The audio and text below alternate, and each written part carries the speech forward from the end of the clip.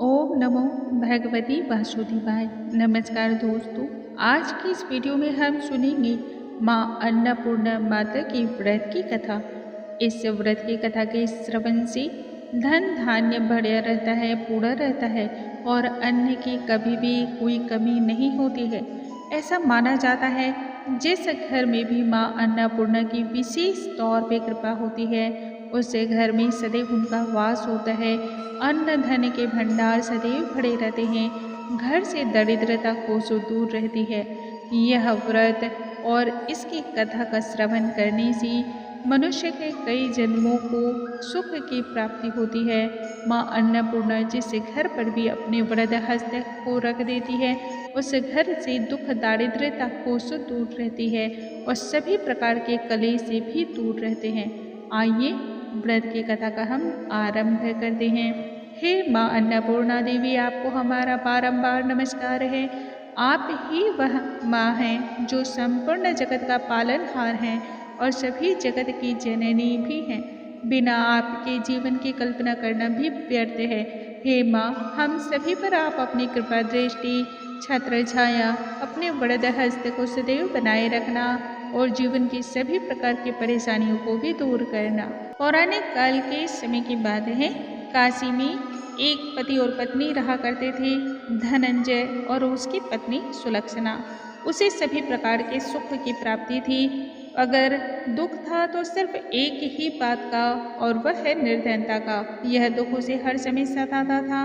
एक दिन सुलक्षणा ने अपने पति से कहा, हे स्वामी, यदि आप कुछ उद्यम करो, कोई काम चले, तब जाकर के कुछ न कुछ आए। सुलक्षणा की यह बात धनंजय के मन में बैठ गई। उसी दिन उसने भगवान शंकर को प्रसन्न करने का मन में ठान लिया। देवादिदेव विश्वेश्वर की पूजा पाठ के अलावा उसे अन्य कोई भी कार्य नहीं आता था।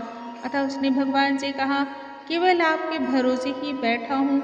इतनी विनती करने के पश्चात वह 2-3 दिन तक यूं ही भूखा प्यासा बैठा रहा। यह देखकर भगवान शंकर ने उसके कानों में अन्नपूर्णा अन्नपूर्णा अन्नपूर्णा इस प्रकार से 3 बार कहा। यह कौन कह गया है? यह वह अगल बगल देखने लगा। तब भी वह सोच में पड़ गया कि मंदिर से आते ब्राह्मणों को देखने लगा और पूछने लगा, हे पंडित जी, यह अन्नपूर्णा कौन है? न जाने मेरे कानों में किसने अन्नपूर्णा कहा है। ब्राह्मणों ने कहा, तू अन्न छोड़कर बैठा है, इसलिए तुझे अन्न की ही बात दिखाई देती है, अन्न की ही बात सुनाई पड़ती है। जा, घर जाकर के अन्न ग्रहण कर ले। यह सब बात सुनने के बाद धनंजय घर आ गया और अपनी स्त्री से सारी बात कह सुनाई। तब वह बोली, नाथ, किसी भी प्रकार की आप चिंता मत करो। स्वयं महादेव जी ने यह मंत्र आपको दिया है, वह ही इसका खुलासा भी करेंगे। आप फिर से जाकर उनकी आराधना आरंभ कर दो। धनंजय जैसे तैसे फिर से पूजा में बैठ गया और रात्रि में भगवान शंकर को फिर से उसने आराधना की। आज्ञा के स्वरूप भगवान शिव ने कहा, तो पूर्व दिशा की ओर चला चल। वह अन्नपूर्णा का नाम जपता जाता और रास्ते में फल फूल खाता जाता, झरनों का पानी पीता जाता। इस प्रकार से कितने ही दिन बीत गए और वह यूं ही चलता चला गया। अचानक उसे वहाँ चांदी सी चमकती वन की शोभा देखने में आई। सुंदर शोभा, सुंदर सरोवर या उसके किनारे कितनी ही अप्सराएं झुंड बनाए बैठी थी। एक कथा सुनते और सब मिलकर माँ अन्नपूर्णा इस प्रकार बार बार कहती थी।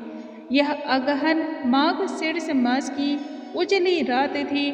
आज से ही व्रत का आरंभ भी था। जिस शब्द की खोज करने के लिए धनंजय निकला था, वह उसे वहाँ सुनने को प्राप्त हुआ। धनंजय ने तब उनके समीप जाकर पूछा, हे देवियों, यह आप किस देवी का नाम ले रही हो तथा क्या कर रही हो? इस पर उन सभी ने कहा, हम सभी माँ अन्नपूर्णा के व्रत का पालन करती हैं। धनंजय ने पूछा, व्रत पूजा करने से क्या होता है? यह किसका व्रत है तथा इसमें क्या किया जाता है? किस प्रकार से किया जाता है? कब किया जाता है? ऐसे कौन से व्रत की विधा है और किस प्रकार से करना है, उसकी विधि मुझे भी विस्तार से बतलाएं। वे कहने लगी, इस व्रत को कोई भी कर सकता है। 21 दिन तक 21 गांठ का सूत लेना चाहिए। 21 दिन यदि ना बन पाए तब 1 दिन का भी उपवास अवश्य ही करना चाहिए। यह भी यदि ना बन पाए तो केवल कथा सुनकर प्रसाद का ग्रहण करना चाहिए अथवा निराहार रहकर कथा का श्रवण करना चाहिए या सुनाना चाहिए किसी को। यदि कथा सुनने वाला कोई ना मिले तब पीपल के पत्तों को रखकर सुपारी या घृत कुमारी, जिसे आम बोलचाल में आज के समय में हम सभी एलोवेरा के नाम से जानते हैं, इस वृक्ष को सामने रखकर दीपक को साक्षी बनाकर सूर्य, गाय, तुलसी या महादेव को बिना कथा सुनाए मुख में एक भी दाना न डालें। यदि भूल से कुछ पड़ भी जाए तब 1 दिन का उपवास करें।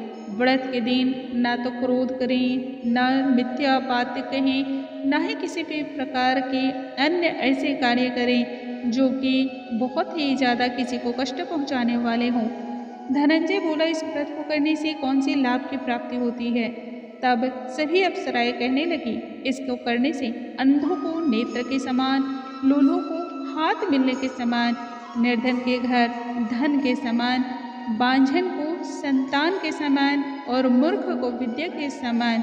इसके साथ ही माँ उनकी समस्त कामनाओं को पूर्ण करती हैं।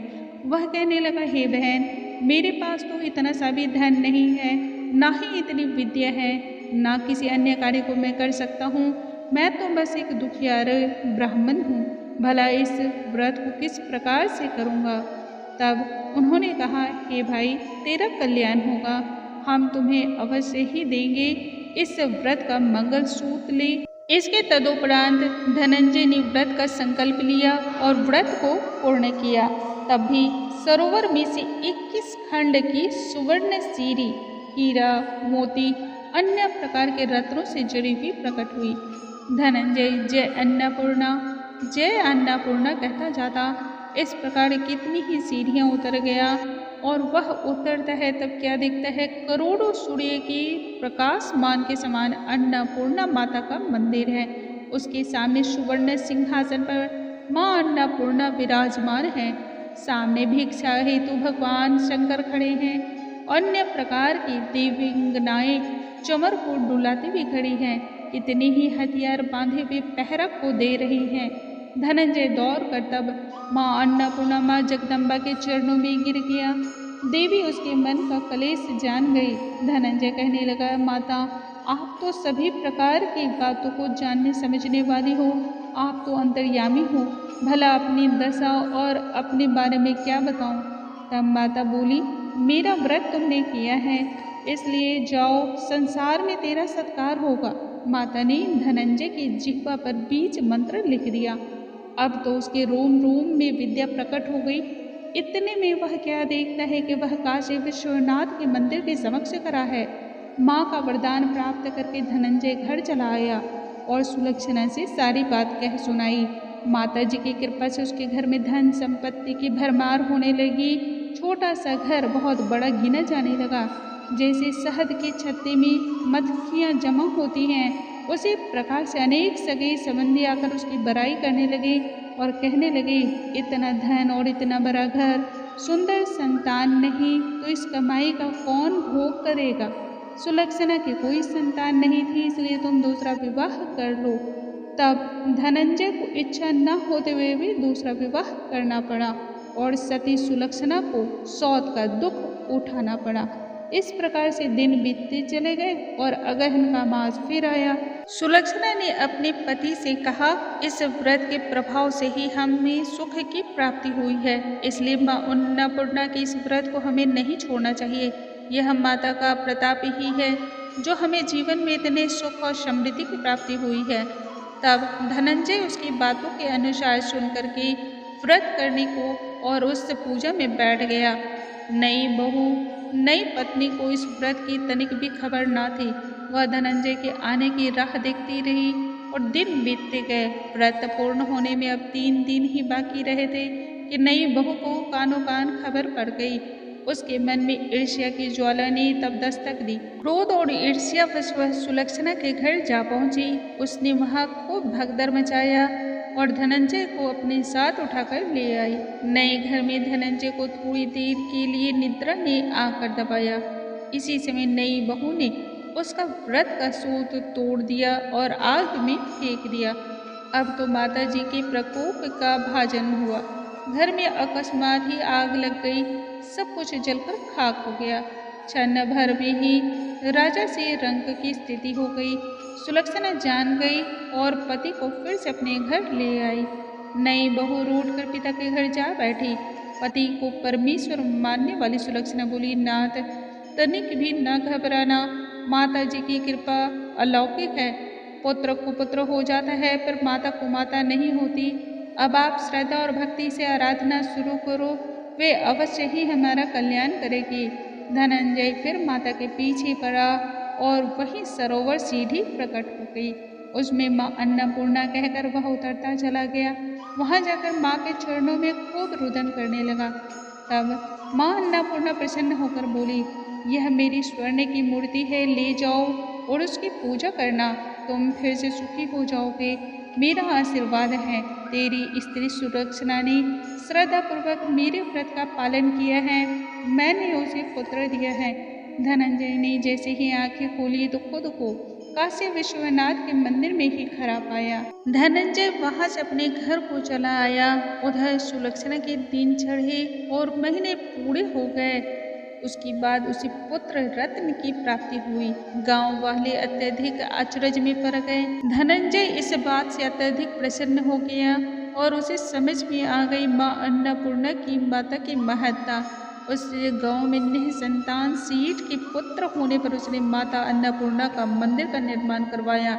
उसमें माता जी की धूमधाम से पूजा अर्चना की। वहाँ माता जी को प्रतिष्ठित किया, यज्ञ किया और धनंजय को मंदिर के आचार्य का पद दे दिया गया।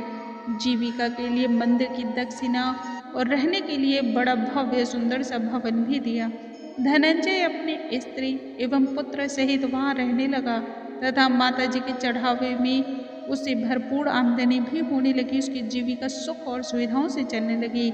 उधर नई बहू के पिता के घर में डाका पड़ गया और सब कुछ लुट गया। भीख मांगकर पेट भरने की नौबत आ पड़ी। तब सुलक्षणा ने यह सुना तो उन्हें अपने घर बुलवा भेजा। अलग से रहने की व्यवस्था की गई और इसके साथ ही भरण पोषण के लिए अन्न और वस्त्र का भी प्रबंध कर दिया। धनंजय, सुलक्षणा और उसका पुत्र माता अन्नपूर्णा की कृपा से आनंद पूर्वक रहने लगी। माता जी ने जिस प्रकार से धनंजय और सुलक्षणा के अन्न के भंडार भरे, ठीक उसी प्रकार से माँ अन्नपूर्णा हम सभी पर अपनी कृपा दृष्टि बनाए रखने। हे अन्नपूर्णा माँ, आपको हमारा कोटि कोटि नमस्कार है। जिस प्रकार से आपने संपूर्ण दुखों को दूर किया, उसी तरह हमारे भी दुखों को दूर करना और हम सभी पर आप प्रसन्न होना। बोलो अन्नपूर्णा माता की जय, अन्नपूर्णा माता की जय। दोस्तों, अगले वीडियो में नई जानकारी के साथ हम फिर से मिलेंगे। तब तक के लिए नमस्कार दोस्तों।